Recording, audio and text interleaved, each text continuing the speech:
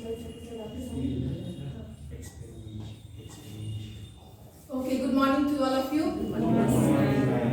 जान पहचान तो है, नए नहीं है. So today we are going to discuss about experiential learning, जो कि हम सब अपने जीवन में करते हैं. Experience, that means we gain from our life. What we are doing, that is experience. तो हम लोग जब पढ़ाते हैं वो भी एक एक्सपीरियंस है. जैसे किसी को कोई टीचर बनता है तो चाहता है कि हमको 2 साल का एक्सपीरियंस चाहिए, 3 साल का एक्सपीरियंस चाहिए. तो experience, what is experience? So when we talk about experience, what we are doing, that is experience.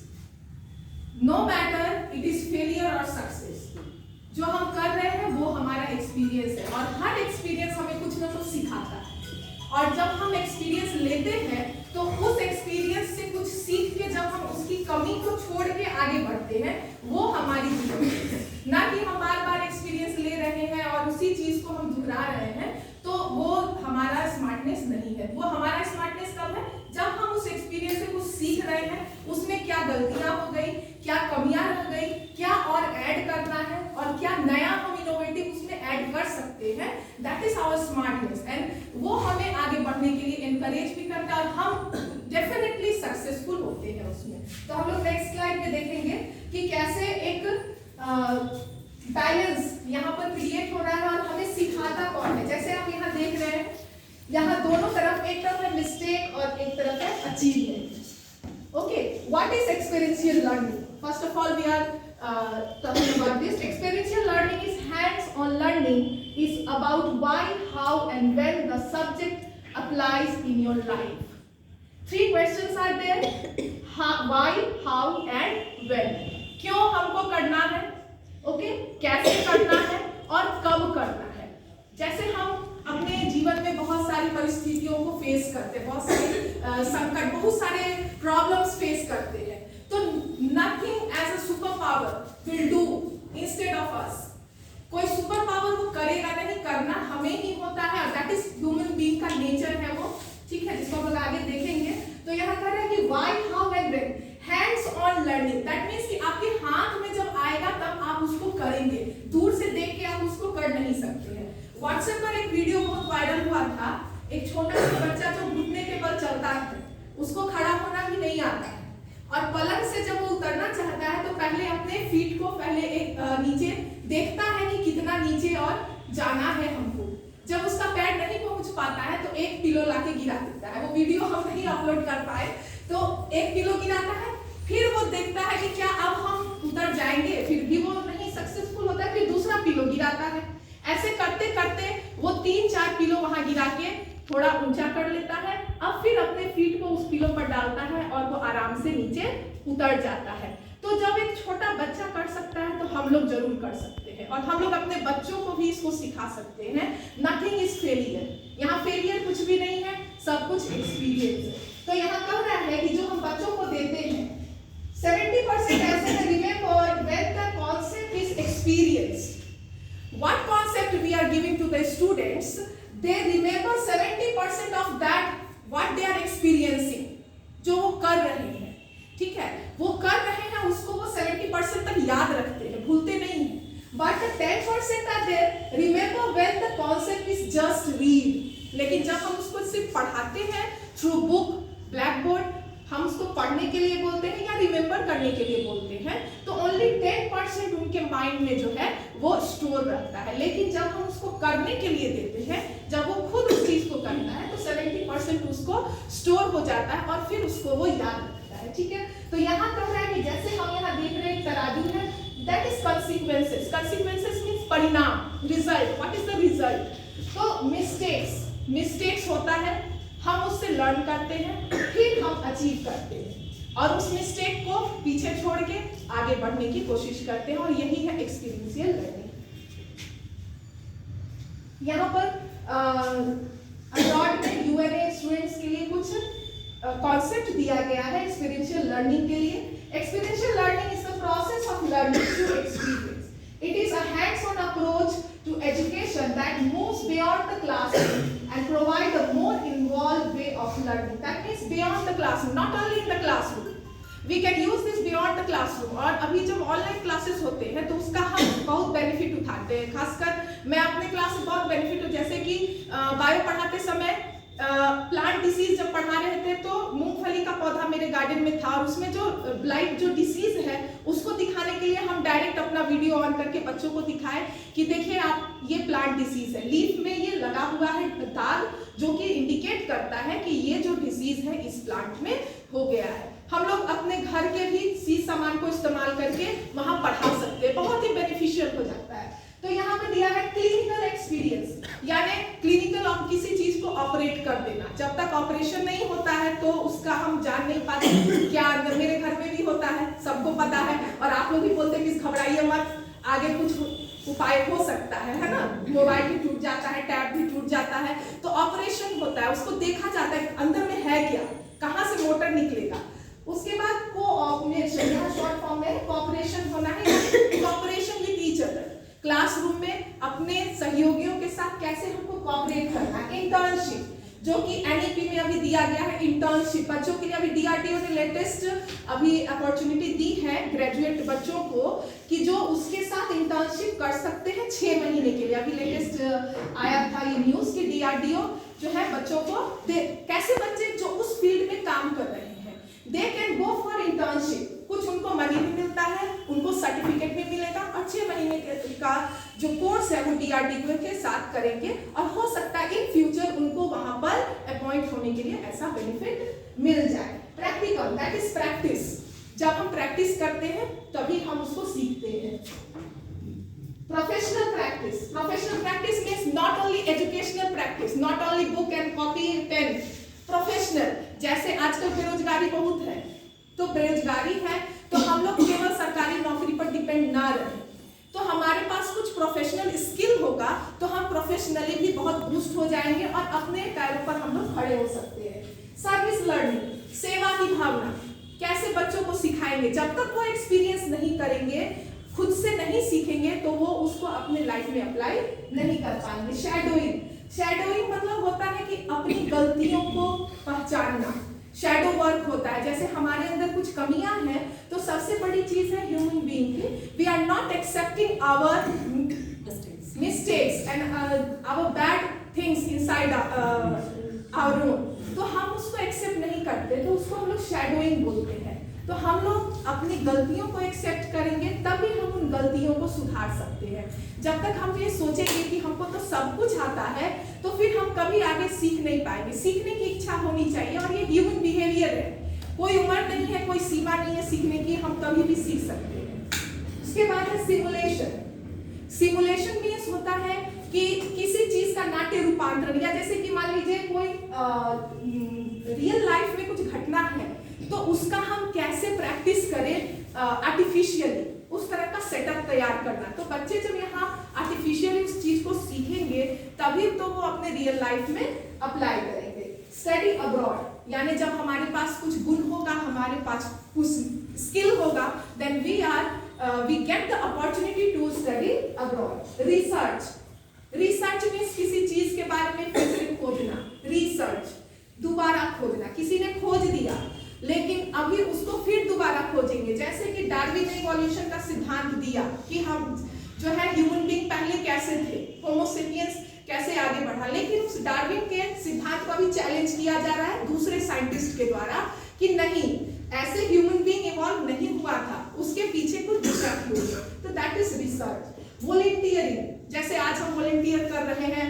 आप लोग करते हैं, एक लीडरशिप, वॉलंटियर बनना, अपने ऊपर रिस्पॉन्सिबिलिटी लेना। तो ये सारी चीजें वहाँ स्टूडेंट्स को अवेलेबल किया गया है, ऐसी अपॉर्चुनिटी दी गई है। और हमारे यहाँ भी न्यू एजुकेशन पॉलिसी के द्वारा कोशिश किया जा रहा है कि इनमें से जो भी संभव हो हम लोग अपने देश में भी उसको लागू करेंगे।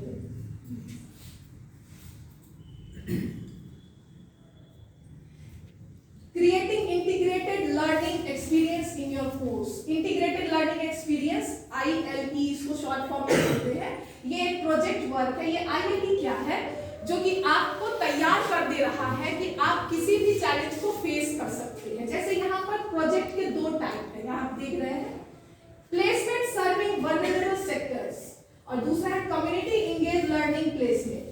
पहला क्या है, जो कि हमारा ट्रेडिशनल वर्ड चलते आ रहा है, दैट इज कि हम प्लेसमेंट चाहते हैं, नौकरी में प्लेसमेंट चाहते हैं और कहीं भी किसी कंपनी में या कहीं भी हम अधीन रह करके उस चीज की प्रैक्टिस करते हैं। तो हमारे ऊपर यदि हम अधीन हैं और उसकी एक्सपीरियंस हमें उस काम की नहीं है तो हमारे पास बर्डन बहुत होता है, स्ट्रेस होता है कि हमें ये करना है, अच्छे से करना है, सीखना है, बर्डन एक फील करते हैं, हम फ्री वो काम नहीं कर सकते फ्रीली। ठीक है, students engage in practical workplace based experience vulnerable sector, मतलब जो कमजोर पर अपने आप को हमेशा कमजोर समझेंगे कि हमें यहाँ काम करके एक्सपीरियंस लेना है। तो ये अभी ट्रेडिशनल चला आ रहा है। अभी नया कॉन्सेप्ट क्या करना है हमको कि students engage in hands on learning experience in a second related your field of study. पहले से ही जब बच्चे पढ़ रहे हो उसी समय उनको उस तरह का प्रोफेशनल स्किल मिल जाए कि जब वो सेक्टर में किसी भी सेक्टर में काम करने जाए तो वो अपने आप को कमजोर महसूस ना करे, क्योंकि उनके पास ऑलरेडी उस तरह का एक्सपीरियंस है और वो अपने आप को दबा हुआ महसूस ना करें और स्टूडेंट्स फ्रीली अपना काम, उनको ये चिंता नहीं होगा कि हमको एक्सपीरियंस बनवाना है, उनको ये चिंता होनी चाहिए कि हम अपना कैसे बेस्ट दे सकते हैं। फर्स्ट वाले में है कि उनको चिंता होगी कि हम नहीं जान रहे काम को और कैसे अच्छे से हम सीखेंगे, एक्सपीरियंस लेंगे। बट सेकंड स्टेज में क्या होगा कि उसको एक्सपीरियंस है पहले से, उसको बस अप्लाई करना है और अपना बेस्ट देना है, तो ये काम वो अच्छे से कर पाएगा। तो ये इंटीग्रेटेड लर्निंग अभी हमारे एलईपी में भी दिया गया है। आप लोग जान रहे हैं कि प्रोफेशनल स्किल्स को ऐड किया गया है, बच्चों को पढ़ाई के साथ साथ हम लोग अलग अलग चीजें जो कि हमारे डेली लाइफ से रिलेटेड है उसको भी सिखाना है। यही कारण है कि यहाँ पर इंटीग्रेटेड लर्निंग अप्लाई किया गया है। अब इंटीग्रेटेड लर्निंग में क्या होगा कि हमने जो स्टार्ट किया at the beginning, from the beginning, तो वहां से हमारा जब काम खत्म होने वाला है उसका इवैल्यूएशन करेंगे कि क्या क्या हमने डेवलपमेंट किया, क्या प्रोफेशनल स्किल डेवलप किया, क्या सोशल स्किल हमने डेवलप किया, क्या इकोनॉमिकल स्किल क्या हमारे अंदर आया, ठीक है, बिहेवियर हमारा कैसे चेंज हुआ, तो उसका यहाँ हम इवैल्यूएशन करते हैं और उसमें ये इंटीग्रेटेड लर्निंग हमको बहुत मदद करता है।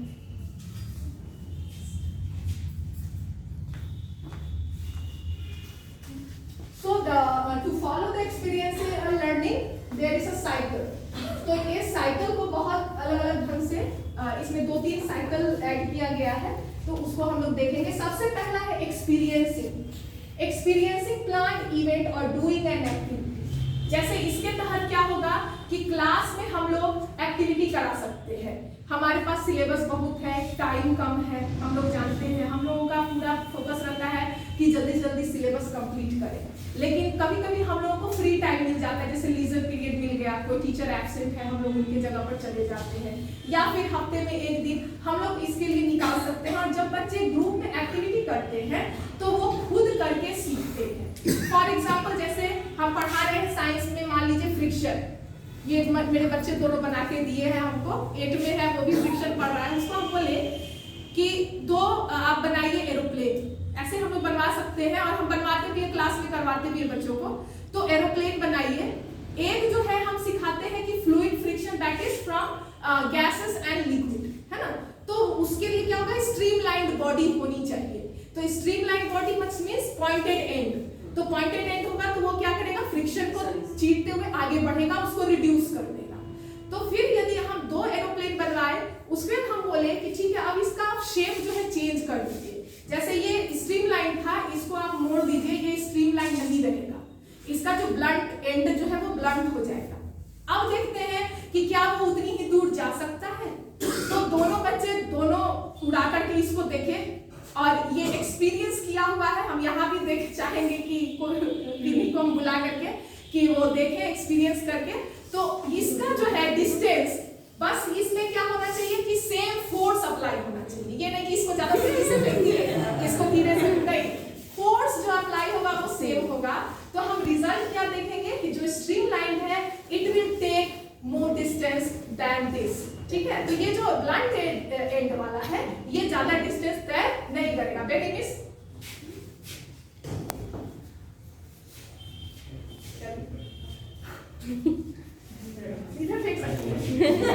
खिड़की से बाहर चला जाएगा।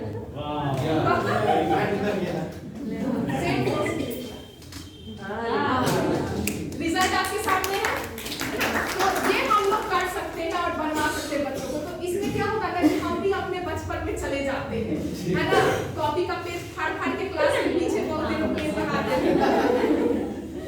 तो बच्चे लोग के साथ साथ हम लोग भी बचपन में चले जाते हैं, बच्चे लोग खो जाते हैं, बच्चों लोग को बोरिंग नहीं लगता है, वो चाहेंगे कब मिस आएगी, लीजर भी रहेगा मिस आप ही आ जाइए ना, क्योंकि वो जानते हैं कि मिस आएंगी तो कुछ कार्टून तो जरूर होगा। तो बच्चे एकदम फ्रीली एकदम फ्रिक्शन यस मिस स्ट्रीमलाइन जो है शेप जरूरी है। इसी तरह मान लीजिए हम नाव भी देखते हैं, बोट, उसका भी स्ट्रीमलाइन शेप है, वहां भी फ्लूइड फ्रिक्शन है, पानी है, तो वो भी इसीलिए है क्योंकि वो फ्रिक्शन को रिड्यूस कर सके। यदि मान लीजिए वो ब्लंट रहेगा तो वो उसका डिस्टेंस वो कवर नहीं कर पाएगा, स्पीड नहीं उसको मिल पाएगा। तो ये चीज हम लोग सीखते हैं, बच्चों से भी सीखते हैं और बच्चों को भी हम लोग सिखा सकते हैं। तो ये मेरे घर में एक्सपीरियंस हो गया था, हम सोचे कि हो सकता है हम गलत हो जाए, एक बार चेक कर लेते हैं, तो ये चेक हो चुका था। उसके बाद है कि रिफ्लेक्टिंग, जैसे हमने ये एक्टिविटी कर लिया, अब sharing reaction, what is your reaction? Shweta miss क्या रिएक्शन आपका हुआ? यहाँ देखने के बाद क्या रिएक्शन हुआ? इधर से हाँ नहीं, वो तो किधर भी डायरेक्शन जा सकता है, मतलब क्या इसका आपको एक्सपीरियंस वाइज तो देखिए दोनों में डिफरेंस।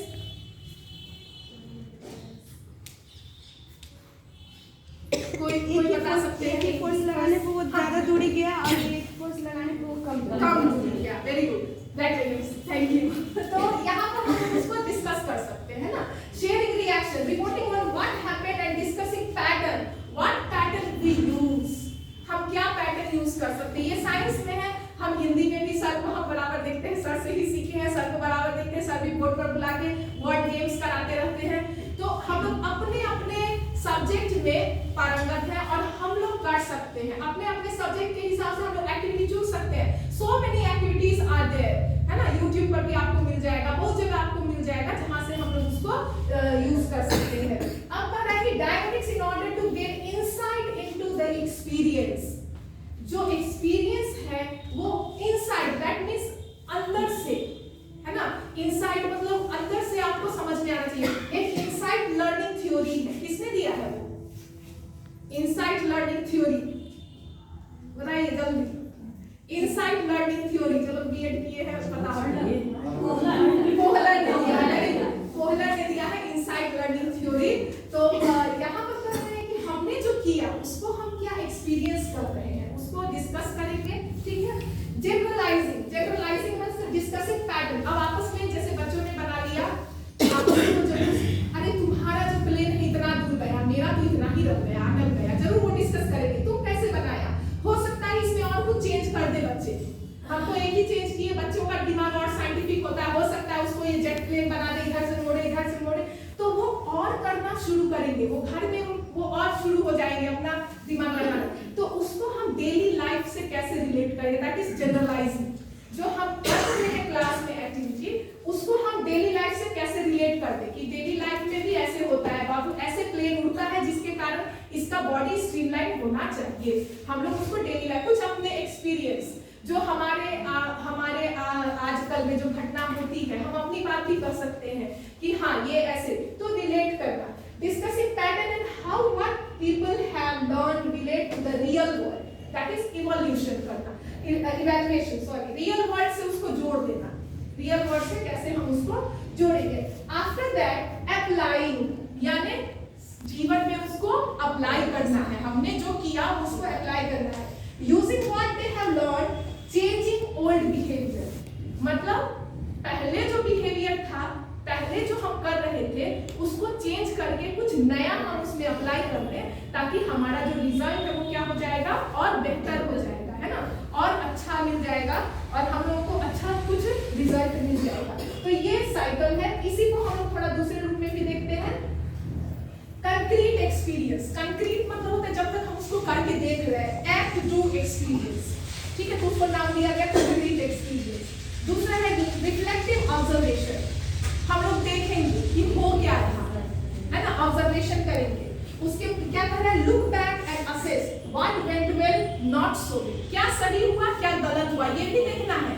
जैसे यहाँ पर एक एग्जांपल है, जब हम लोग क्लास 7 में है ट्रांसपोर्टेशन, मिस लोग पढ़ाती है साइंस, पता होगा, तो ट्रांसपोर्टेशन पढ़ाते जब हम उसको कहेंगे ना, जाइलम फ्लोएम में से पानी जाता है, फ्लोएम में से खाना जाता है, उसके दिमाग से निकल जाएगा, कुछ नहीं उसके दिमाग में आएगा, इमेजिनेशन नहीं हो पाएगा। लेकिन जब हम उसको करके दिखाते हैं और करके देखते, जबकि ऑनलाइन क्लासेस में भी बच्चों ने किया था, क्लास 8 में भी बच्चे बहुत खुश हो जाते हैं, कुछ करने के लिए मिलता है। माँ लोग थोड़ा परेशान हो जाती है, लेकिन बच्चे लोग बहुत खुश हो रहे हैं। एक बच्चा तो ऐसा है स्वास्तिक 8A में, वो तो इथेनॉल बनाना शुरू कर दिया, जो कि ईस्ट और फर्मेंटेशन का जो प्रोसेस होता है ईस्ट का, वो ईस्ट पाउडर के साथ शुरू हो गया, खरीद के ले आया और वो अल्कोहल बनाना शुरू कर दिया। और हमने छोड़ दे भाई, उसको खोलना मत, खोल के पूरा गैस निकल रहा है।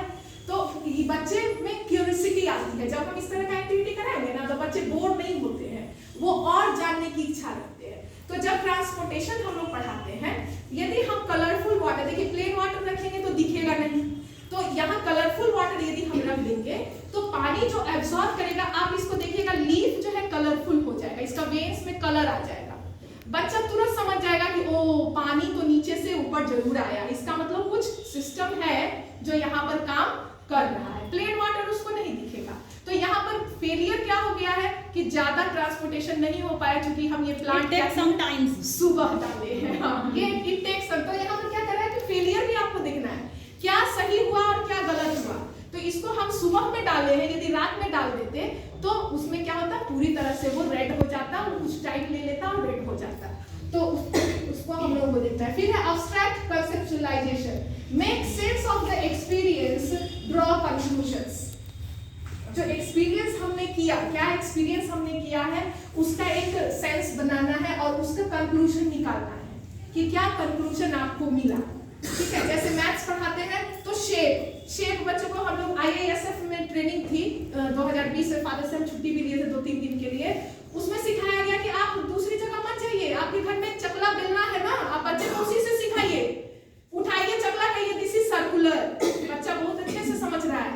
कटोरी उठाइए, उसको दिखाइए, ग्लास उठाइए, फनेल है आप उठाइए, बॉल है उसको दिखाइए। छोटा बच्चा है, ये क्या है, ये गोलाकार है, गोला है, वो सीखेगा, वो समझ जाएगा। उसको हम जितना भी कहेंगे ना, ड्रॉ करके देखो, ऐसे देखो, जब तक वो देखेगा एकदम अच्छे से वो सीख जाएगा। जैसे यदि मान लीजिए क्लास 8 में है, मेटल नॉन मेटल पढ़ रहे हैं, यहीं पर क्लास में या आपके पास जो सामान है उसी को हम लोग यूज कर सकते हैं। ये सब बच्चों के पास होता है, स्केल होता है। आप बच्चों को बोलिए निकालो और इसको अलग अलग करो, कौन मेटल है और कौन नॉन मेटल। कॉन्सेप्ट क्लियर हो जाएगा, क्योंकि characteristic they have already studied, तो उनको कॉन्सेप्ट क्लियर हो जाएगा कि मेटल और नॉन मेटल कौन है। तो जब तक वो नहीं करेंगे वो नहीं जानेंगे।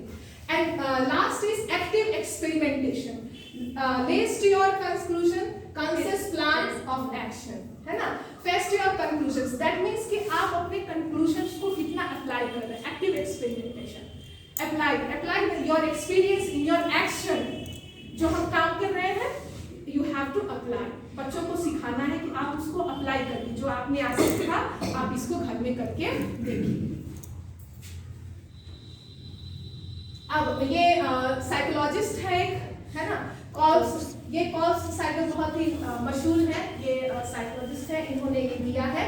तो इनमें वही चीजें हैं, 4 स्टेप इसके हैं जो अभी हम लोग देखें, concrete experience, reflective observation, abstract conceptualization and active experimentation। तो इन्हीं की ये देन है experiential cycle, ठीक है, learning cycle। अब उसको जब हम डिटेल में आते हैं तो यहाँ पर पहला क्या है, concrete experience, act, theory of action. मतलब हमें थ्योरी क्या लगाना है। मान लीजिए आप कुछ पढ़ा रहे हैं, आप किस थ्योरी को बिल्ड करेंगे, क्या थ्योरी लगाएंगे। यदि आप थ्योरी में कर लेते हैं तभी आप उसको अप्लाई करेंगे। दूसरा है रिफ्लेक्ट, यानी फीलिंग क्या आया, फील क्या हुआ। जैसे अभी एरोप्लेन उड़ते देखे होंगे तो आप लोगों को फील हुआ कि एक जो है दूर चला गया, एक पीछे ही रह गया। क्या बेली ने सही से फोर्स लगाया था, क्या फोर्स कम था, ये फीलिंग मन में आ जाती है ना। क्या हमने सही काम किया, तो feeling. Assess behaviour and consequences, मतलब बिहेवियर में उसको अप्लाई करके और उसका परिणाम देखिए, क्या फीलिंग आपके मन में आ रही है। Conceptualisation, abstract conceptualisation, finding why did this happen, क्यों ऐसा हुआ, क्यों एक ज्यादा दूर गया और एक ज्यादा नजदीक में गिर गया। यदि हम क्यों खोजेंगे तो फिर से रिवाइज करेंगे थ्योरी कि आखिर क्या कारण था कि जब हम उसको उड़ा रहे हैं प्लेन को तो एक नीचे गिर गया और एक ज्यादा दूर चला गया। फिर कह रहा है अप्लाई, एक्टिव एक्सपेरिमेंटेशन, यानी फ्यूचर में आप उसको इंप्लीमेंट कैसे इम्प्लीमेंट कैसे, यदि मेरे से गलती हो गई, मान लीजिए कि ये दोनों एक ही जगह गिर जाता, दैट इज मिस्टेक। यदि दोनों एक ही स्पीड से एक ही डिस्टेंस तय करता तो वो मिस्टेक होता, तो उसको क्या करना है, सुधार करना है। तो यहाँ क्या कर रहा है कि आप फ्यूचर में क्या करेंगे, कैसे इम्प्लीमेंट करेंगे। तो इन्होंने ये जो एक्सपीरियंशियल लर्निंग साइकिल है, तो जो साइंटिस्ट है उन्होंने ये दिया है ताकि हम उसको अपने एजुकेशन सिस्टम में लागू करें और उसको करके अपने बच्चों को सिखाएं।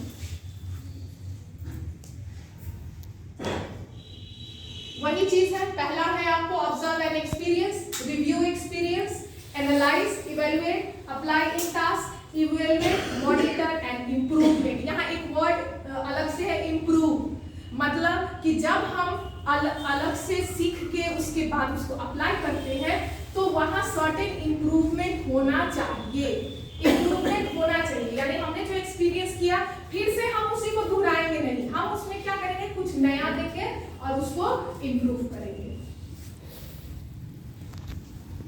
कार्ल रोजर्स, यहाँ पर है आपका ह्यूमनिस्टिक अप्रोच, सब लोग पढ़े होंगे ह्यूमनिस्टिक अप्रोच। यहाँ पर उन्होंने ग्रुप थेरेपी दिया कि जब हम लोग एक्सपीरियंशियल लर्निंग को यूज करते हैं अपने एजुकेशन में, तो ग्रुप में हम लोग काम कराएं बच्चों को, जैसे क्लास में ग्रुप में डिवाइड करते हैं, और ग्रुप में जब वो काम करेंगे तो उनको क्या होगा कि ग्रुप में टीम वर्क की भावना आएगी, ग्रुप डिस्कशन करेंगे, वो उनको सहयोग लेने की भावना जागेगी कि कैसे हम सहयोग करें, एक दूसरे को कैसे सहयोग कर सकते हैं। यदि मान लीजिए हर एक का आइडिया अलग अलग होता है, हम ही लोग जब ग्रुप में, हमारे यहाँ भी बहुत सारी कमिटी है, तो सब लोग अपनी अपनी राय को देते हैं और एक कंक्लूजन पर हम लोग पहुंचते हैं। तो कार्ल रोजर्स ने क्या कहा कि हम लोग ह्यूमनिस्टिक बिहेवियर क्या है कि ह्यूमन बीइंग के अंदर ये बिहेवियर है कि वो सीखना चाहता है और वो कर सकता है, वो करना चाहता है, बस शर्त यहाँ क्या है कि उसकी जो नीड्स हैं वो फुलफिल होते रहना चाहिए। तो यहाँ पर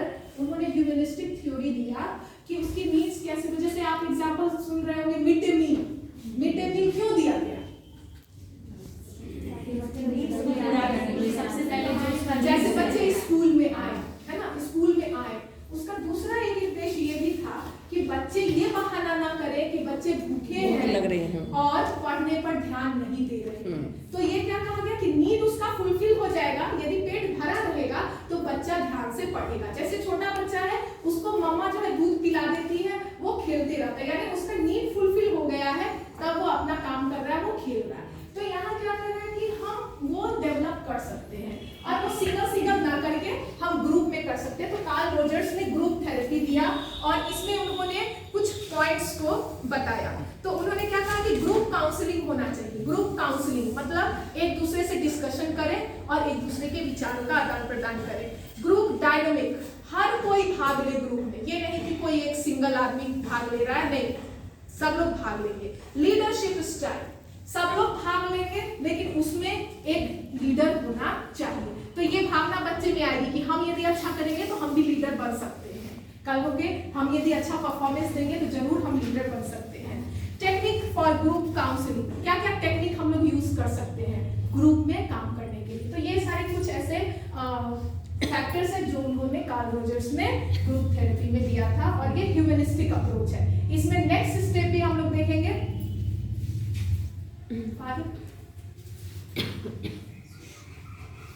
रोजर्स फ्रीडम टू लर्न, मतलब रोजर्स ने क्या कहा कि बच्चों का ये अधिकार है, वो फ्री है ये डिसाइड करने के लिए कि वो क्या सीखना चाहते हैं, कैसे सीखना चाहते हैं। यदि हम उनको दबाव देते हैं कि नहीं ऐसे नहीं करना है तो वो वही काम और करते हैं। तो यहाँ पर कह रहा है कि बच्चे फ्री है। Human being have a natural potentiality for learning, ये पहले भी हम बताया आपको कि ह्यूमनिस्टिक अप्रोच क्या है कि यहाँ पर नेचुरल उसके पास पोटेंशियल है, वो कर सकता है। कोई सुपर नेचुरल पावर नहीं आएगा करने के लिए। सुपर नेचुरल पावर हमें शक्ति देगा, हमें एनकरेज करेगा, हमें साहस देगा, है ना, हमारे आत्मविश्वास को बढ़ाएगा, लेकिन करना किसको होगा, हमें ही करना होगा। जितने भी प्रॉब्लम्स है, ह्यूमन प्रॉब्लम्स, उसको हम लोग खुद सॉल्व करेंगे। Much scientific learning, significant learning is acquired through doing. Significant क्या क्या इंपॉर्टेंट लर्निंग, वहां पर क्या क्या इंपॉर्टेंट है उसको देखना है। Self initiated learning which involve the whole person of the learner. यहाँ पर ह्यूमनिस्टिक अप्रोच में क्या कहा गया है कि जब हम किसी बच्चे को पढ़ाते हैं तो होल चाइल्ड माने उसका पूरा व्यक्तित्व का विकास करना है, उसको अच्छा ह्यूमन बनाना है। दैट इज ह्यूमनिस्टिक अप्रोच, यानी एट द कोर, इनसाइड से, नॉट ओनली आउटसाइड, उसके अंदर से उसको निखारना है, उसको एक इंसान बनाना है, पढ़ाना है एज अ होल। तो कहना है कि involve the whole person of the learner, feeling as well as intellect is the most lasting and pervasive. यानी फीलिंग भी, नॉलेज तो है ही है, लेकिन उसके साथ साथ क्या होना चाहिए, फीलिंग भी होना चाहिए। Learning is facilitated when the student participates responsibly in the learning process. हम जो टीचर है क्या कर सकते हैं, उसको फैसिलिटेट कर सकते हैं, वो करेगा खुद, हमें क्या करना है, उसको फैसिलिटेट करना है, उसको प्रोत्साहित करना है, उसको आगे बढ़ाना है, उसको डायरेक्शन देना है, उसको बताना है कि कैसे क्या करना है। The most social useful learning in the modern world is the learning of the process of learning, a continuing openness to experience and incorporation into oneself of the process of change। मतलब यहाँ पर जब हम ऐसा learning करें, बच्चों को ऐसा सिखाएं कि उसके जीवन में वो यूजफुल हो जाए, सोशल लाइफ, उसका जो सोशल स्किल है वो गेन कर ले, not only for the classroom, वो बाहरी जीवन के लिए भी तैयार हो सके, यानी उसको जीवन के लिए हमें तैयार करना है। Independence, creativity and self-reliance are all facilitated when self-criticism and self-evaluation are basic and evaluation by others is the secondary importance। यहाँ पर कह रहा है इंडिपेंडेंस, बच्चे को फ्री करना है, बच्चे पर बोझ नहीं डालना है, वो खुद इंडिपेंडेंट है ये सेलेक्ट करने के लिए what they want to learn and how they learn. फिर कह रहा है क्रिएटिविटी, हम उसको क्रिएटिव फॉर्म में कर सकते हैं, जैसे एक्टिविटी हम लोग देख रहे हैं तो उसको हम क्रिएटिव फॉर्म में कर सकते हैं। सेल्फ रिलायंस, सेल्फ रिलायंस माने खुद को खुद की रियलिटी चेक है ना, self reliance. All are facilitated जब वो सेल्फ क्रिटिसिज्म यानी अपनी कमी को जब वो देखेगा और अपने अंदर झांकेगा, अपने आप को वो इवैल्यूएट करेगा, तभी वो जाके आगे बढ़ेगा। Learning is facilitated when the student participate in the learning process. इसी तरह से ये रॉजर्स ने एक कॉन्सेप्ट दिया, freedom to learn. The process of experiential education, यहाँ पर प्रोसेस है, एक्सपीरियंस, रिफ्लेक्ट, अप्लाई, ये जो साइकिल में हमने देखा यहाँ पर अलग अलग सब्जेक्ट के लिए है, मैथ्स के लिए है, लैंग्वेज के लिए है, आर्ट, सोशल लर्निंग। कह रहा है यहाँ क्या करेंगे, क्रिएटिविटी। मैथ्स में भी हम लोग बहुत क्रिएटिविटी ला सकते हैं। अभी कुछ दिन पहले फेसबुक पर एक वीडियो था, एक टीचर, सरकारी स्कूल की टीचर थी, वो उंगली पर सिखा रही थी मल्टीप्लाई करने के लिए बच्चों को, और फटाफट से बच्चे जो है उसके साथ साथ इन्वॉल्व हो रहे थे और पूरा टेबल बच्चे लिख दिए बस उंगली पर। वो प्रोसेस हम देखते हैं, हाँ, एक मोड़ के और दूसरा खोल के वो कैसे करके पूरा मल्टीप्लाई करके पूरा टेबल वो लिखवा दी बच्चों को। टीम वर्क होना चाहिए, बच्चों को ये भावना नहीं होनी चाहिए, जैसी भावना नहीं, एक साथ टीम वर्क में हम काम करें, सबका सहयोग लें और सबको सहयोग दें। क्रिटिकल थिंकिंग, कुछ हट के सोचे, पुराना घिसा पिटा आइडिया नहीं, कुछ नया दिमाग लगाए, कुछ इनोवेटिव होना चाहिए, कुछ यूनिक होना चाहिए। प्रिजर्वेरेंस होता है कि एफर्ट हमेशा करते रहना, जब कुछ अचीव करने के लिए लगातार एफर्ट करते रहना। उसके बाद है कॉन्फिडेंस, तो कॉन्फिडेंस जब हम कर लेंगे तो ऑलरेडी कॉन्फिडेंस आ जाएगा। तो यही चीज जो है प्रोसेस में एक्सपीरियंशियल लर्निंग में बच्चों को हमें सिखाना है। अब लास्टली है the benefits of experiential learning. क्या क्या बेनिफिट्स हो सकता है?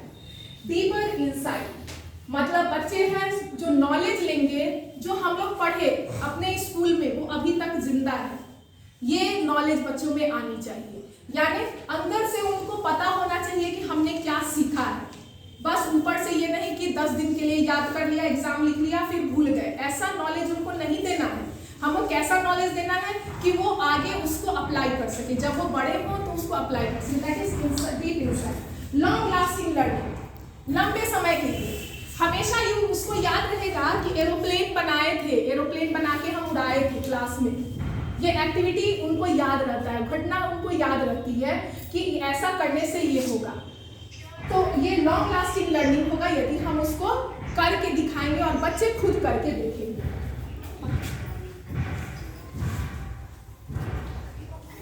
ये सारे एक्सपेरिएंशियल लर्निंग के जो पॉइंट्स हैं जो अभी हमने डील किया और जो हमें इसमें उसके रिजल्ट्स भी हैं, जैसे कि learn, practice, learn, subject. Practice करेंगे तभी हम सब लर्न करेंगे और उस सब्जेक्ट पर हमारा कमांड हो जाएगा। दूसरा कि लाइफ को हम अंडरस्टैंड कर पाएंगे, जितने भी स्किल्स हैं उसको हम अचीव कर पाएंगे। तो ये सारा उसके जो बेनिफिट्स के अंदर आते हैं। जॉन डेवी को तो जानते ही होंगे, कौन सा कॉन्सेप्ट दिया था जॉन डेवी ने? एनीथिंग एल्स इससे related? Lab education, learning by doing, इससे related learning by doing John Dewey ने दिया था। We can learn by doing ourselves. कोई करके देगा तो नहीं, जैसे साइकिल चलाना कोई सीखता है तो पीछे बैठ के सिखाने वाला हमेशा के लिए सिखाता नहीं है, उसको जब तक आप नहीं छोड़िएगा तब तक वो साइकिल चलाना नहीं सीखेगा। एक बच्चे को उंगली पकड़ के हम लोग चलना सिखाते हैं, लेकिन क्या उसको हमेशा उंगली पकड़ के रहेंगे? नहीं, उसको छोड़ देते हैं गिरने के लिए कि वो 2 कदम चलेगा, गिरेगा, फिर उठेगा, फिर चलेगा। वो गिरना और चलना छोड़ता नहीं है, डर से नहीं छोड़ता है। अभी स्कूटी चला के आते हैं, सब लोग धमकी देते हैं, गिरेगी ना तब पता चलेगा, जब तक गिरेगी नहीं सीखेगी नहीं। लेकिन मेरे हस्बैंड आने ही नहीं देते हैं हमको अकेले चला के, मतलब उनको लगता है कि गिर जाएगी, लेकिन जब तक वो हमको चलाने नहीं देंगे तो आएगा कैसे? गिरेंगे तो गिरेंगे, कोई बात नहीं है। तो यहाँ जॉन डेवी का है, give the people something to do, उनको कुछ करने के लिए दीजिए, नॉट समथिंग टू लर्न, उनको लर्न करने के लिए, याद करने के लिए नहीं दीजिए, उनको कुछ काम करने के लिए दीजिए, करके सीखो। The doing is of such a nature as the demand thinking. जब वो करने लगेगा ना तो अपने दिमाग लगाएगा, वो खुद दिमाग लगाएगा, हमें दिमाग नहीं लगाना है, उसके दिमाग में इतने आइडियाज हैं, वो खुद दिमाग लगाएगा कि ऐसे करेंगे तो ये काम होगा। तो उसको छोड़ दीजिए, उसको करने दीजिए, अपने से वो करेगा। As to demand thinking, learning naturally results, खुद ब खुद उसको लर्न हो जाएगा। जब वो कर लेगा अपने थिंकिंग को उसमें अप्लाई करके, तो वो खुद ब खुद सीख लेगा, हमें उसे रटाने की जरूरत नहीं पड़ेगी। फिर डेविड कॉल ने कहा, जिन्होंने लर्निंग साइकिल दिया था, learning is the process whereby knowledge is created through the transformation of experience. यानी एक ऐसा प्रोसेस है जहां नॉलेज क्रिएट किया जाता है। अपने पहले से नॉलेज जो है उसको अपलोड नहीं करना है, उसको अपलोड नहीं करना है, हम लोगों को उसको क्रिएट करना है, उसी बच्चे के अंदर क्रिएट करना है through the transformation of experience. जो एक्सपीरियंस वो कर रहा है एक्टिविटी करके, कुछ बना के, उसी से उसके अंदर ट्रांसफॉर्म होना है। हम लोग को रेडीमेड उसके अंदर अपलोड नहीं करना है। एंड द लास्ट इज केजी फॉन्ट्स ने ये थॉट दिया है, there is no such thing as failure. Failure जैसा कुछ भी नहीं है। हमारी ये सोच है कि फेलियर हो गए, फेलियर जैसा कुछ भी नहीं है, ओनली लर्निंग एक्सपीरियंस। हम लोग फेल नहीं होते हैं, कुछ खराब होता है उसके पीछे कुछ अच्छा होता है। हो सकता है कि वो अपॉर्चुनिटी छूट गई तो उससे अच्छी अपॉर्चुनिटी हमें मिले। तो हमें ये नहीं सोचना है कि फेलियर हम हो गए, फेलियर जैसा कुछ भी नहीं है, बस वो लाइफ एक्सपीरियंस है और उससे हमें सीख करके आगे बढ़ना है और सक्सेस को अचीव करना है। That's all, thank you.